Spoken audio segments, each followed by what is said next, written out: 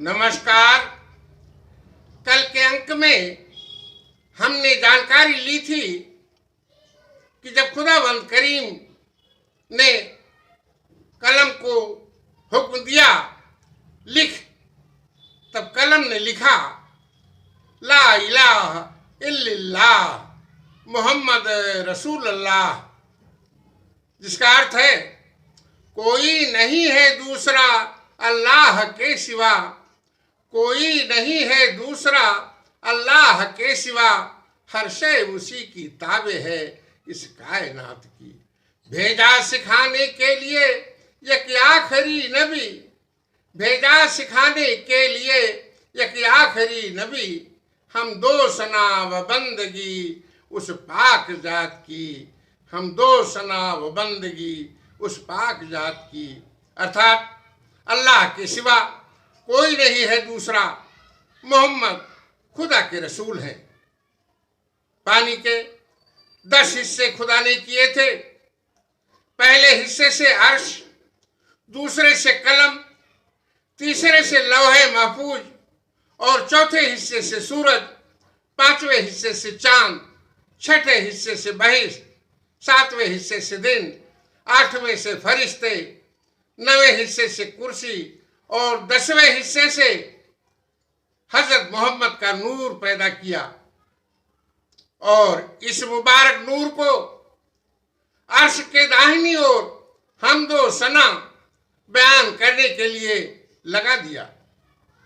कुर्सी के नीचे एक याकूत का दाना पैदा किया। खुदा ने याकूत के दाने पर नजर डाली तो पिघलकर पानी का समंदर बन गया। आग पैदा करके समंदर से कफ निकाला, उसका धुआं ऊपर उठा। धुएं के 7 भाग हुए। पहले भाग से पानी का आसमान, दूसरे भाग से तांबे का आसमान, तीसरे भाग से लोहे का आसमान, चौथे भाग से चांदी का आसमान और पांचवें भाग से सोने का आसमान, छठे भाग से मरवादीद का आसमान, सातवें हिस्से से याकूत का आसमान बना। फिर अल्लाह ने कफ से लाल मिट्टी का पुष्प पैदा किया। उसी जगह अब खाने काबा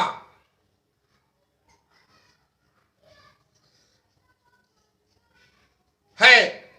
चारों फरिश्तों हजरत जिब्राइल, हजरत मिकाइल, हजरत इसराफील और हजरत इजराइल को हुक्म हुआ कि जमीन से एक मुट्ठी भर मिट्टी ले आओ।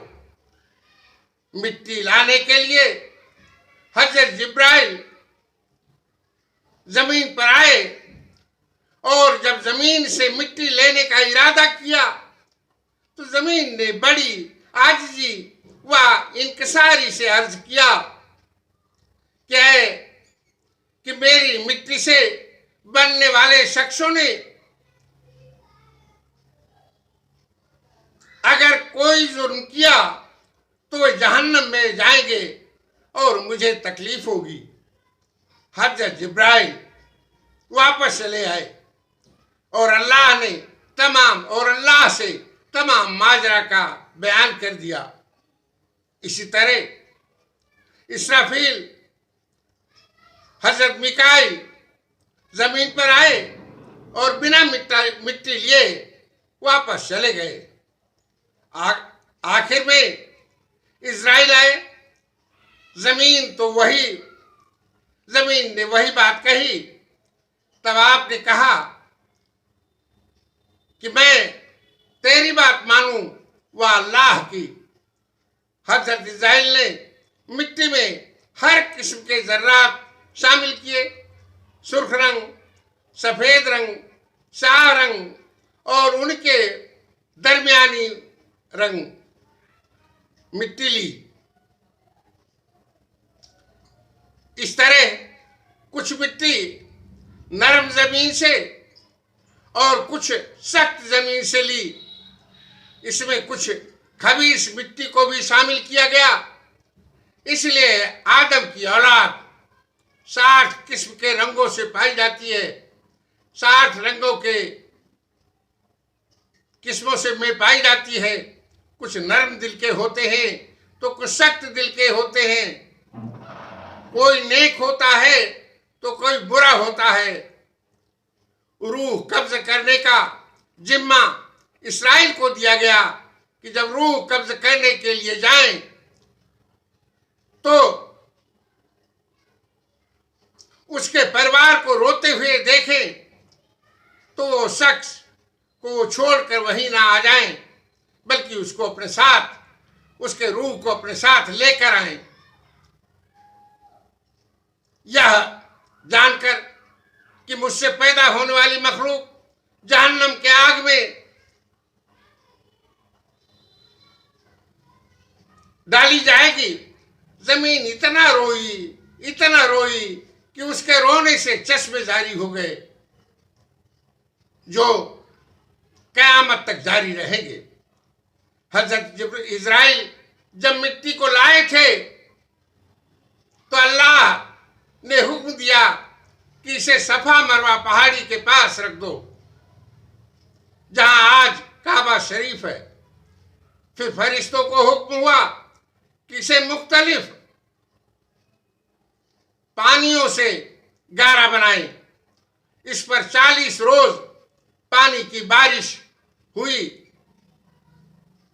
जिसमें 39 रोज गम की बारिश हुई और 1 रोज खुशी की।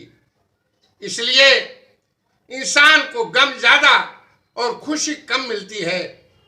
फिर मुख्तलिफ हवाओं से खुश्क करके अल्लाह ने आदम के दिल को तैयार किया। फिर अल्लाह ने रूह को हुक्म दिया कि इस दिल में दाखिल हो और पूरे जिस्म में फैल जा। जब रूह कमर तक पहुंची तो आदम ने उठना चाहा, लेकिन गिर पड़े, क्योंकि रूह अभी नीचे के हिस्से तक नहीं पहुंची थी। आज के अंक में बस इतना ही। शेष अगले अंक में आपकी खिदमत में पेश किया जाएगा। शुक्रिया। जय हिंद।